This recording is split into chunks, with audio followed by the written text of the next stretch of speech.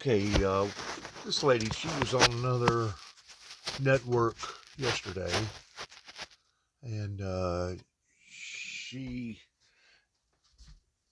is highly intelligent in what she is doing, and she is I believe, a great asset in discovering the depths of how influential that social media has evolved into our lives today. And I wish that I would have gotten more of the interview, and maybe you can go back at CNN and get her whole interview towards what she was saying. But she's basically expressing and explaining the things that are real life challenges that, if we're not facing yet, we will be, pertaining to social media platform. And if you don't mind, please listen to what she has to say. Thank you. Chris Dunbar is a friend of mine, calls it the spinach version, and then they exported the opioid version for the rest of the world. To us. To you. Yeah, to us. And this is part of, I think, the control that we're living through. The novels, the science fiction, we're here. And it starts with data.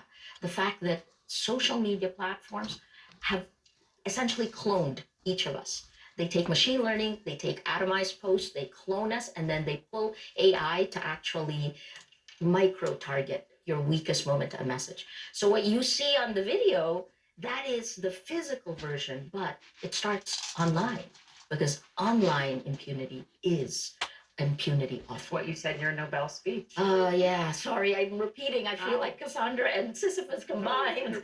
I think people need you to repeat, because what you're saying is really important. The TikTok thing is also critical. We'll be talking later on about how the governor of South Dakota has banned it from government employees from having it. Interesting. When you see what's happening in China, and something I've been talking to people who work in the national security realm in the administration about is this going to result in meaningful change? Because the White House is focused only on the fact that they're protesting against the draconian COVID measures. Yeah. But also you've seen the protesters holding up the white sheets of paper, Yes. a sign of protesting about democracy. Yes, and there are costs to them, right? This, as we saw the umbrella revolution 2014 moving into here, and I was at Tiananmen Square. When it comes down, you'll see it. We should watch it as you're watching, but we just, there are draconian responses to this, and that's what the world must stop. But look at what's happening in Ukraine. Yeah, but listen, I think you said there's a lesson in it for all of us. It's Yes. not just in China. This is all about, as you say, information warfare. But America is not immune to it. And you've already been targeted, right? The 1,000-page Mueller report with all the data that's been pushed out, this social media, the tools of gathering data on each of us, now has insidiously manipulated us. It is at a point where journalism becomes nearly impossible because the distribution system actually rewards lies. But you were such a proponent of Facebook in the beginning. I am. And now you are fighting so hard and ringing the alarm bells. Their, answer is free speech. And I think about Justice Brandeis, right? When did he say it? He said 1927. Exactly. The answer, free speech is more free speech. That doesn't work today. Yeah. Not in the age of exponential lies, not in the age of at a time when, and frankly, journalists bear the brunt of this, right? Because I've never been, Don, I see the attacks, it's like we've never been at a time when we're so individually, personally vulnerable. Because information warfare uses free speech to stifle free speech. You say a lie 1,000,000 times, you pound someone to silence. We've got to get through this time, but part of it is also the failure of democratic governments to put guardrails in place, legislation on social media. This is coming up. So it started with American tech companies. Now Chinese tech companies have come in. And sorry, I'll answer your question about China. Look, the Philippines is a strategic location. The South China Sea is up for grabs. Kamala Harris, the vice president, had just come from there. Mm-hmm. Biden had just come from Indonesia, right? Geopolitical power shift is happening as we speak. But It starts not with the conventional warfare you were showing, not with the repressive. The world, 60% of the world is now under authoritarian rule, rolled back to 1989 levels, right? It begins person to person. It begins here at home. The fact that January 6th happened, the fact that your identity politics has been targeted by Russian disinformation, not to make you believe one thing, but to just create chaos, violence, fear, hatred, us against them. In that incentive structure, what happens to our kids, right? We create a world where it is impossible to have democracy. It's impossible. I'm sorry, I could talk about this forever, you know. We love it, and I think the important thing that, you know, this whole idea about more free speech, and you said that doesn't work anymore. It's exponentialized. And it's like you can't be nice anymore about that. You have to pound and let people know that we are in a very tenuous position, especially when it comes to facts, truth, journalism. Trust. Facts, truth, trust, journalism. Like in September. Facts, truth, trust. I mean, what do you do? Like somebody had put online that Hillary Clinton was doing something that caused somebody to literally go off the deep end. I mean, what do you do when the tools of our disposal, these vehicles, have reached proportionate levels of substantial influence? You know, it's one thing to go up here to the radio station, WENK. It's an AM radio station that may touch off on, let's say if you had a good viewing audience, you'd have like 5,000 people that would be in the lake, part of the lake, part of the Dyer, Obion, Weakley County area here in Northwest Tennessee. And you may actually have a viewing base of, let's say, 5,000 that wants to listen to you, depending upon what kind of show that you have, in a 30-minute slot. Today, with social media, you can speak to millions of people. Millions. So the range of distancing one's voice can become a million zillion times more powerful than somebody that's out here speaking on a AM radio station, or somebody that's decided to hold a meeting in a church or hold a meeting in City Hall that wants to get their message across to people because of social media. This has basically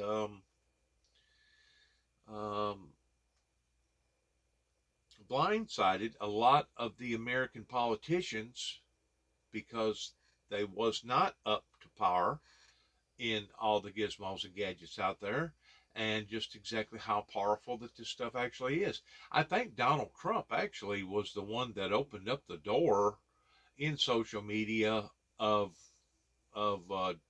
demonstrating just exactly how powerful that social media was, because if it wasn't for social media, I truly don't believe that Donald Trump would ever become president.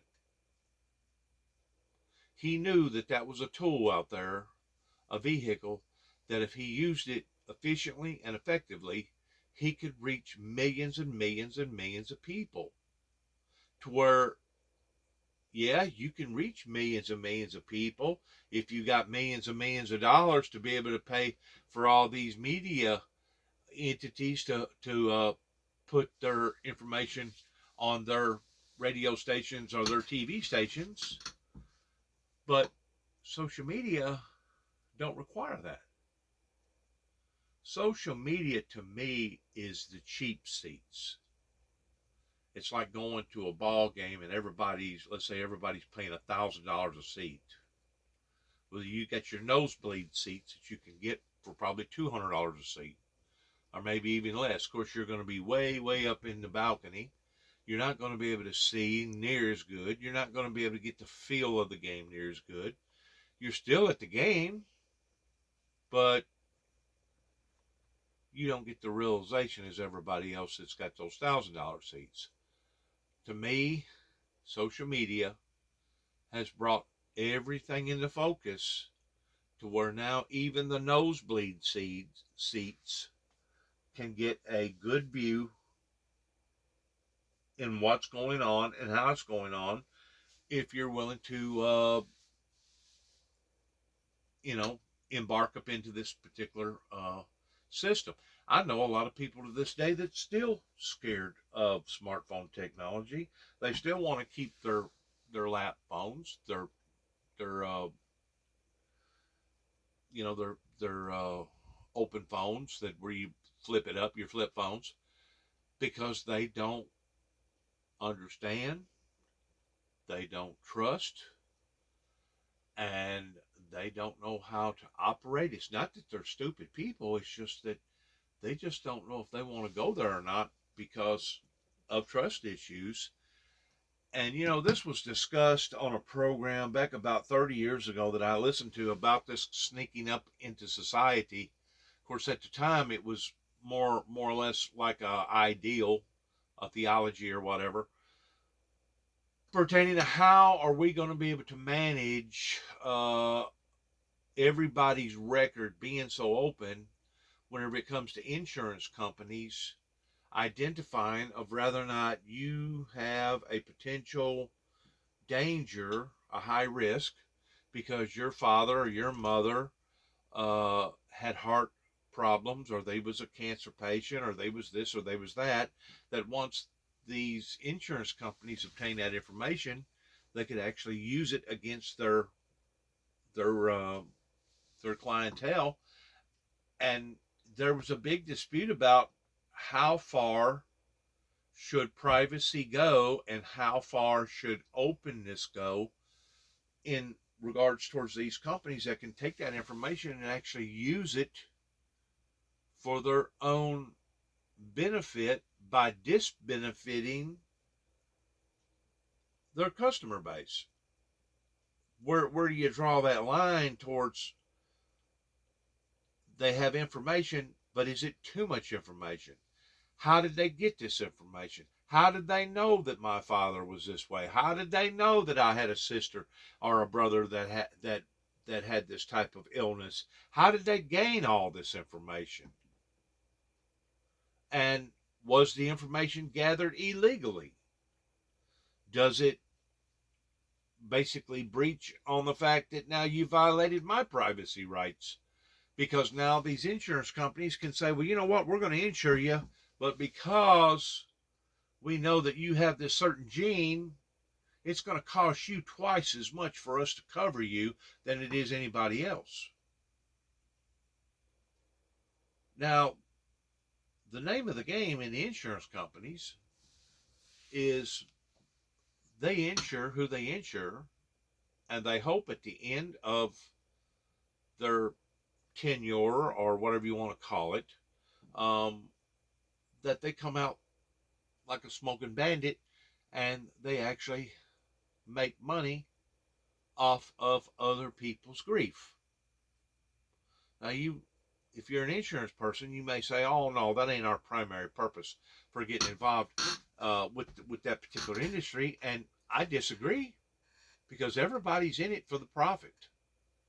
And if you get lucky enough, it's kind of like going down here to gambling casino. If you get lucky enough and you hit the wheel just right, you may actually win in comparison to the 10,000 people before you that did not win.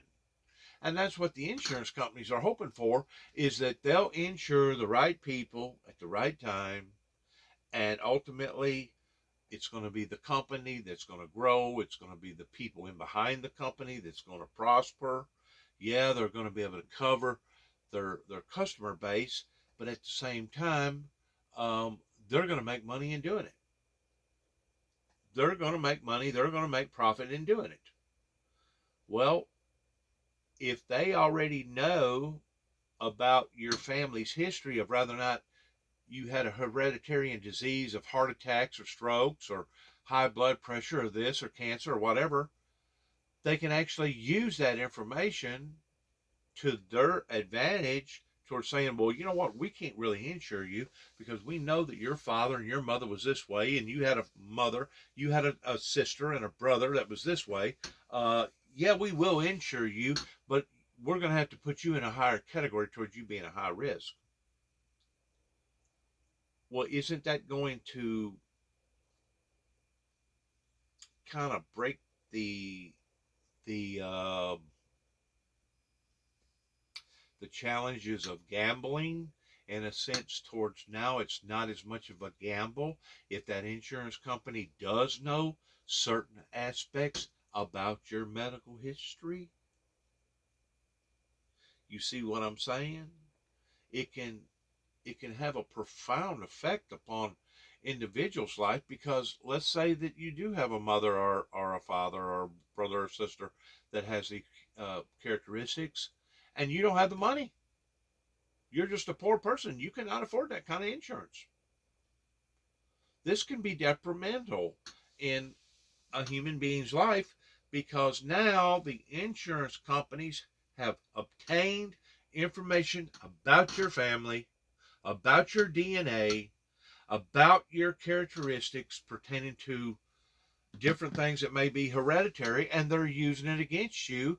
And now you have to pay X amount of dollars for the same insurance coverage plan that somebody else down the road's got to pay, but they're not paying near as much. So where is this divided line in this social media world that we're now, that's been dumped upon to a great deal of us, that we had to suddenly, all of a sudden, revent? I guess would be the right word. We had to recreate ourselves towards what kind of world that this is, in understanding that that a lot of these social media platforms does got long reaching arms that can reach out there to 1 million, 2 million, 10 million people all at once in comparison to your local radio station down there that may have the potential towards hitting, let's say, 50,000 people, but you're only basically having a 5,000 people audience. I mean, these are things that was never really looked at towards the potential dangers whenever all this stuff decided to come on board and basically flood the market with all this that has been detrimental in a great deal of people's lives in one form or another. It has caused divorces. It has caused suicides. It has caused people to basically wig out and lose their freaking minds. And it's so much misinformation about it out there that anything can goes, and it's basically a free for all. It's exactly what it is. It's a free for all. And how do you decide towards if it's accurate or inaccurate? I mean, I've visually seen some things that I've questioned about the intent of the video towards whether or not it was actually real or not, because now they got so much imitation stuff out there that you can, if you got the right kind of computer and the right kind of knowledge, you can make simulations actually look almost like it was real. So where do you go with all this information towards fake, phony information versus it actually being real? This can be detrimental to a country. It can be detrimental in families. It can be detrimental in a person's life if they don't gain control over these gizmos and gadgets that has suddenly flooded not just the American people, but the world in smartphone technology, social media uh, enterprises.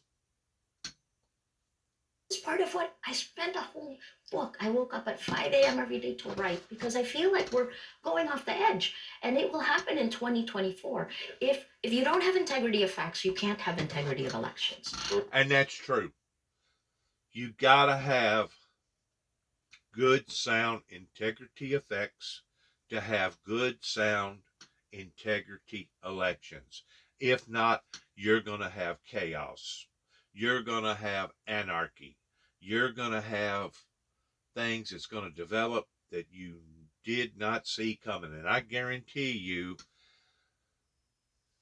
let's say 7 years ago, before the January 6th deal happened up here in the Capitol building by the White House, do you think anybody 7+ years ago before that occurred could actually tell you that there was fixing to be a possible planned coup that was going to occur from within our own government that would lead into seeing something like that on TV? Everybody that I have talked to that's within my age category will tell you it's still to this day almost unimaginable that something like that could occur or would occur, to the degree of seeing people walking around holding Confederate flags, battle flags, inside the Capitol, screaming and hollering, "Where is Nancy? Where is Mike Pence?" It's almost unimaginable. 7+ years ago, of course, so was COVID. COVID was unimaginable. And then you can go before 9/11, pertaining to what happened in New York City, 3 to 5 years before that, and nobody could have imagined that somebody was going to actually be able to pull off towards taking a group of terrorists and hijacking an airplane and turning it into a missile and killing 5,000 plus people. So we're living in days right now unlike any other area that we've ever lived in that can affect so many people. So many people in a very, very strong negative way. And if we don't gain control of this stuff, it's going to gain control of us. It's going to be to our own personal Achilles heel if we do not try to take it, break it down, figure it out, and try to utilize it and make it safe and effective in a good way, rather than take it and use it and weaponize it in a bad way. And that's exactly what people are doing today. They're taking social media platform and they're using it for their own benefit, and they're weaponizing it, regardless whether it's an insurance company or it's somebody wanting to strangle somebody else's business, or let's say it's a jealous husband or a jealous wife that decides that they're going to put out the word on their husband or wife of all this false, phony information that the majority of people ain't going to know whether or not it's true or not. Where are the guidelines? Where are the rails of how far is too far? Because this is affecting people's lives. This is destroying people's lives. And that's the whole principle in her getting on TV like this and talking. She was on another channel yesterday, MSNBC, and she must have stroke a good enough accord that now CNN wanted to interview her, and who knows, she may have 4 or 5 other interviews on other different news agencies, because she's a very, very brilliant woman, and the things that she's talking about, she has broken in on the information age of today that can basically be to our survival. That's how important the things that she's discussing and talking about pertaining to social media is. It can be actually essential in whether or not we're going to self-destruct, or whether or not we're going to be able to take this that has been dumped on us and use it for our own benefits. Maria, thank you so much. We appreciate you joining us. Best of luck to you. I mean, can't wait to finish it. But Poppy is like, Poppy wants to I get just to had her it. sign it for my kids when they're like in 10 years, when they can read it and understand. And hopefully the world's a better place for them. We'll see. Thank We you do so the right much. thing now. We appreciate it. Thank you. All right. So what if you could predict your risk of a heart attack or a stroke with a single chest x-ray? We're going to tell you how artificial intelligence could actually make that a reality. You were Thank so... you. So sorry I took you where I wanted you to go. Thank you so much. Thank you. So lovely. to go forward now. There was some stuff on here that I really didn't want to listen to, but some stuff in here that I did. Hang on. I may have done past what I was wanting to look at. Let me look at this again. Sorry. Sometimes whenever you're going real fast, you overlook what you was actually wanting to look at.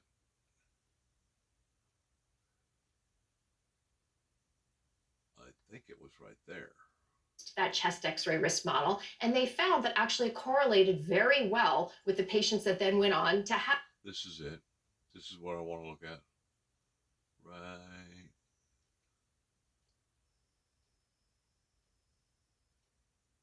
Hang on. Right here.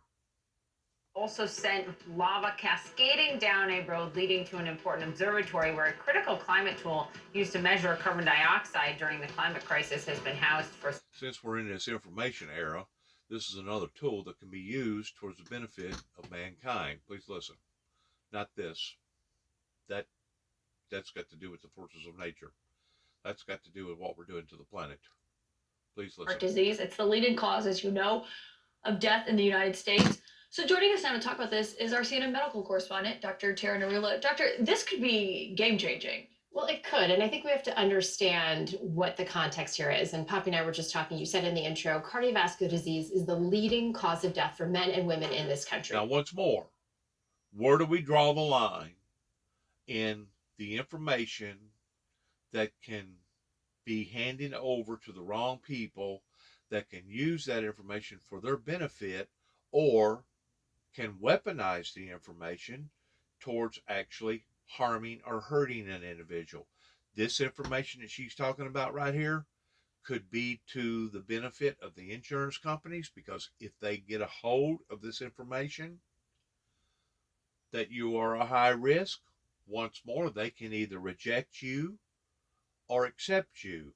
And if they do accept you, what's going to be the cost pertaining to now they have been exposed to various medical records that really and truly you didn't want people to obtain? Please listen. Grail of cardiology really is figuring out who is going to be at risk for having an event like a heart attack or stroke. And many times the problem is things are silent until they're not, until the day you have your heart attack and stroke. And so we really need to get a good screening tool so that we can give somebody their prediction. We can get them on the road to prevention with things like statins and lifestyle changes. So the best we have now, let's talk about what we have now, is something called a risk calculator. So when a patient comes in my office, as they did this week, and said, Doc, what are my chances of having a heart attack or stroke in the next 10 years? They said, let me take your information, your age, your gender, whether you smoke, what your blood pressure is, plug it into an equation, and I'll give you a risk score, whether that's 5% risk of having an event the next 10 years or 10%. A risk score. See what I'm saying? If insurance companies climb on board with that, the next thing you know, that could be a determining factor in whether or not they're going to classify you towards a high risk, a moderate risk, or a regular risk.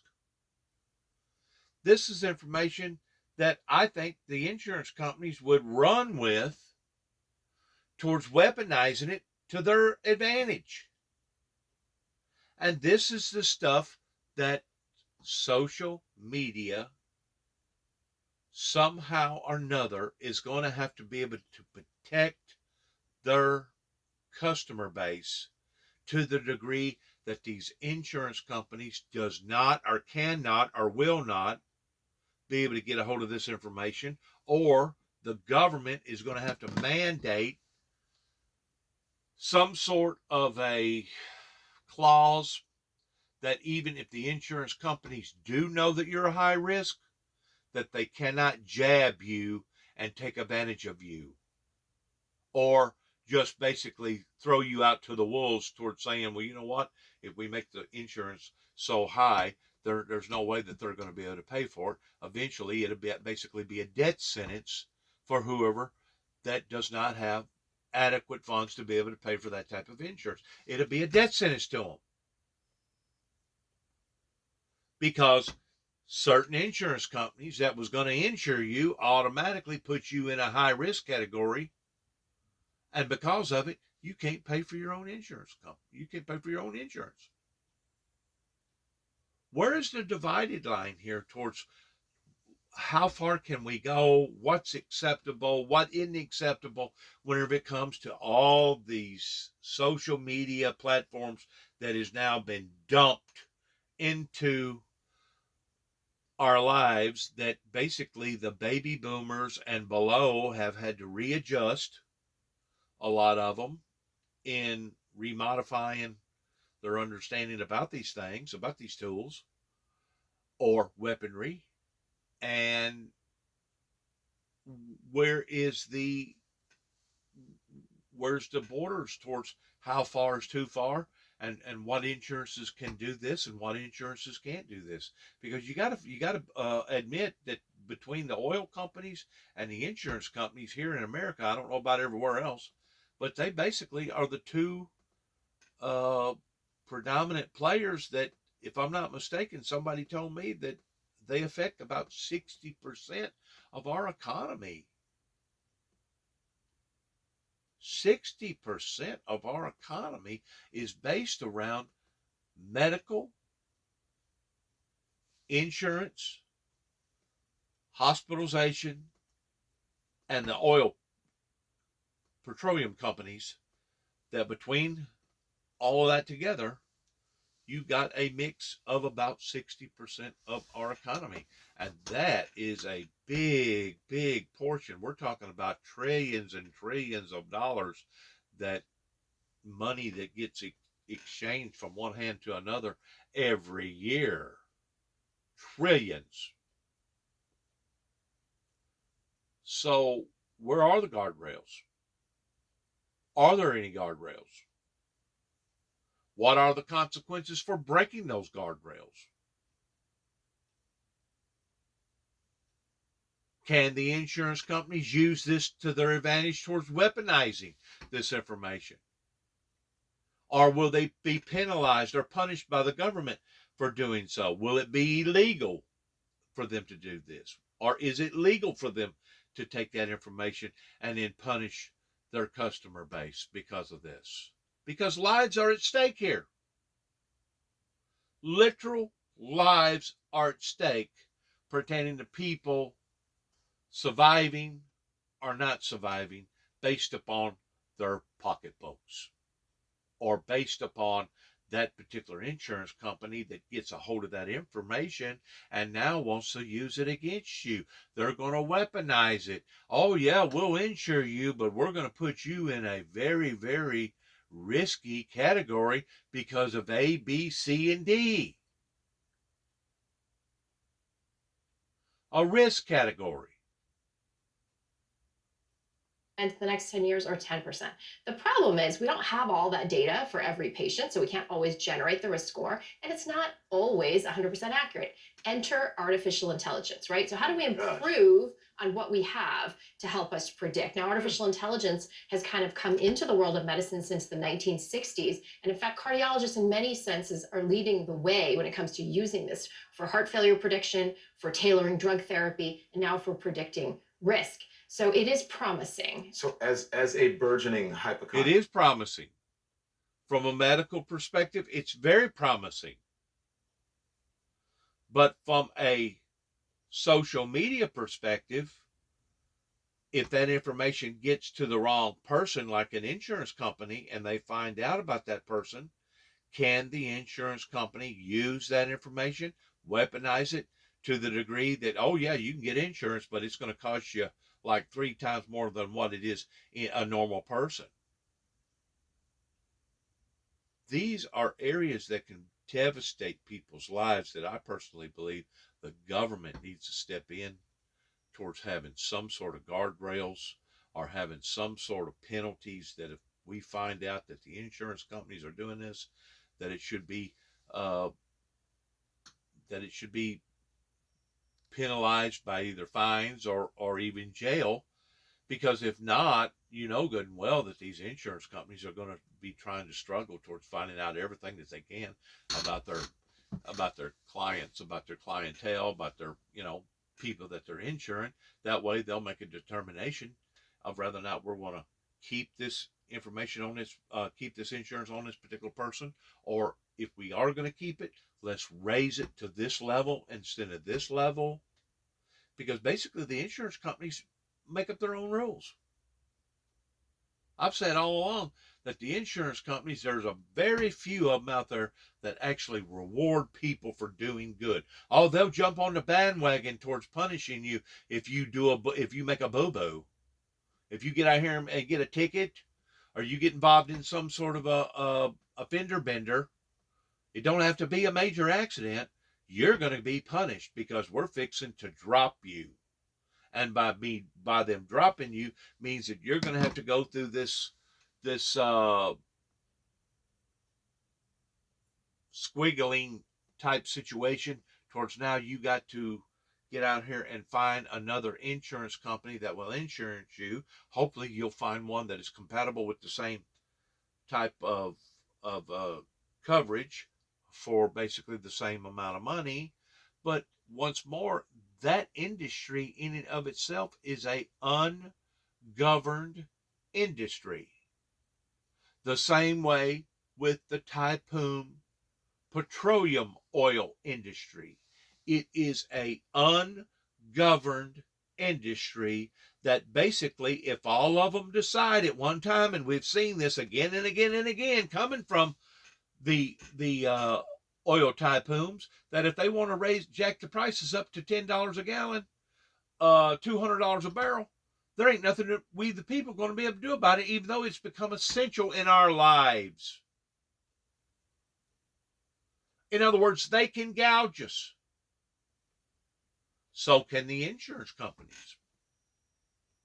Between the oil market, the hospitals, the insurance companies, they control about 60% of our economy. Now, when is the people and the government of the people going to wake up to this towards putting those guardrails in place to where we won't have to worry about some asshole that decides that they're going to take advantage of us in this type of way? We want to put guardrails on somebody price gouging whenever there's a bad dilemma happening. Let's say a hurricane happens down in Florida or Mississippi. You can't go down there with a truck of ice and start selling bags of ice for $25 a bag, even though the standard price is $3 a bag, because that's considered price gouging, right? That's price gouging. You're taking advantage of people during some of their most vulnerable moments. Well, how come we allow for the oil industry and for the insurance industries and all this other stuff to happen? And I really and truly believe that Biden has actually been on top of the game pertaining to trying to bring down drug prices, insulin prices. He's really tried to focus in on a lot of this stuff, because a lot of this stuff that these people are doing, I don't even see how in the hell that they can sleep good at night knowing that they just got through destroying an individual's life based around whether or not he or she can afford to have that kind of coverage. It's awful. It's really and truly, it ain't no difference to me than it would be if you loaded up a gun and you went after somebody and shot them. You have weaponized that information, and now you're using that information for your benefit and the disbenefit of the patient, or the disbenefit of your client or your customer. Where's the guardrails? Like I said, we've been flooded for the past 10 years now by all this stuff coming into our lives that people such as myself at 61 years old had to readapt, had to basically become telephone technicians, in understanding that if you mash it once, it does this. If you mash it and you hold it, it does this. If you tap it twice, it does this. This does this, and this does that. I mean, we've had to memorize all this stuff, basically becoming phone technicians that I wasn't expected to have to do. whenever I was in my 40s, whenever I was in my 50s. But man, have I ever had to do it since basically I turned about 55. I've had to almost explode my brain in understanding how to work around these gizmos and gadgets, these devices, to where it don't basically blow up in my face. Our government should take care of its people, regardless whether it's American government or whatever government. The government should take care of its people and not allow for its people to be taken advantage of.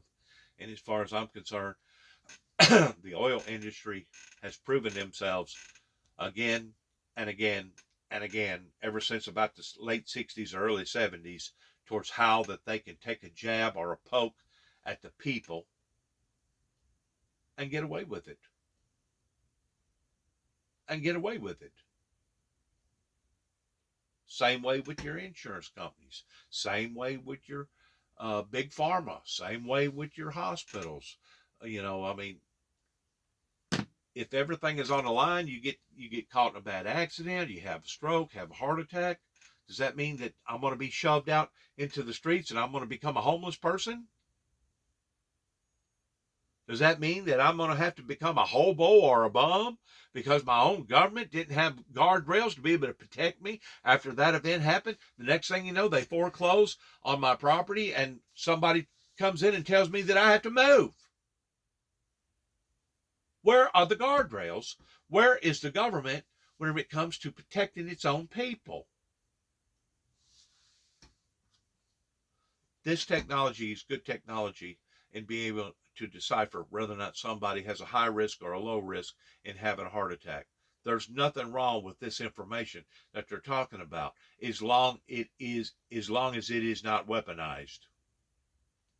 I have every. I know I have that. I have that. Yeah. And then Meet my friend Don. Then I go to the Burgeoning doctor, and the doctor's like, "What are you doing here? You're totally fine." Please go home. So then who does this? So how does anyone go to their doctor? And So let's talk about this study, right? The chest X-ray study. So this actually was not published yet, right? It hasn't been peer reviewed. It's very preliminary. It was presented at a radiology meeting. So I want to caveat that with saying that. But it is a proof of concept, an idea that you could take a single chest X-ray. So many of us have chest X-rays in our lives and actually use it to predict risk. So what the researchers did is they looked at 150,000 chest X-rays and developed a AI model to predict it. But then they said, let's test this. So they took 11,000 patients and they used that chest X-ray risk model, and they found that actually it correlated very well with the patients that then went on to have an actual heart attack or stroke. So there was a real association there. And then they compared it to that risk calculator that I mentioned, and it correlated well with that. In fact, it added information to that. So really the beauty of this, if it proves to be true, is that yes, one X-ray, which is, they're ubiquitous, right. could potentially help in the sense that you could actually get a report that says, okay, your chest X-ray is clear, but you're at increased risk of cardiovascular disease. Go talk to your doctor or your cardiologist. So don't go in screened. to your doctor and say, "Hey, I want this test." No, and certainly All don't right. ask for a chest X-ray yet for a screening for cardiovascular disease. All right. Thank you, Promising. doctor. Yes, but Thank promising. You. Thank you very much. I appreciate that. Straight ahead, a chilling report from the Pentagon. China could have a stockpile of 1,500 nuclear warheads in less than 15 years. Plus this. I have been waiting decades to do what I'm getting ready to do now. The Rock is righting a wrong. Why the Black Adam star just bought every Snickers bar in his hometown on 7-Eleven. So What is this about? that is my go-to, a Snicker bar. Do you follow? Lay's you gotta potato follow The chips Rock on plain, Instagram. Snicker bar. Snicker bar rage. The guy's on a Snicker bar rage. He wants all. They claim that good, decent chocolate. I've always known that chocolate was a substitute for sex, because at one time, chocolate, whenever it first come into existence, was considered a delicacy or a pleasure to be able to have chocolate. But now medical research has proven that the pure good chocolate is actually good for your heart. I don't know where we're going to be able to go with that, but hopefully this information that's been given to you today, regardless whether it be directly involving social media or indirectly pertaining to how that social media can take information that's just been shared pertaining to the medical industry and use it for their benefit, which would be to the disbenefit of their customer base. Hopefully you can take this and use it for some sort of productiveness, in the degree that if you can't necessarily do nothing with this today in your own personal lives, maybe you can like possibly prevent from a calamity happening to your children or your grandchildren or their children in the future, towards how far that this has actually gotten towards basically being a as I said a while ago, it's almost like the Wild Wild West days was. It was out of control. Wasn't nothing being governed. It was survival to the fittest. Anarchy. Thanks again for listening. Good luck to all of us as we end this program by saying thank you. God bless you. God bless America. God bless our troops. God bless America's endeavors towards where we go from this moment on. And may the Lord bless you in your endeavors. Shalom.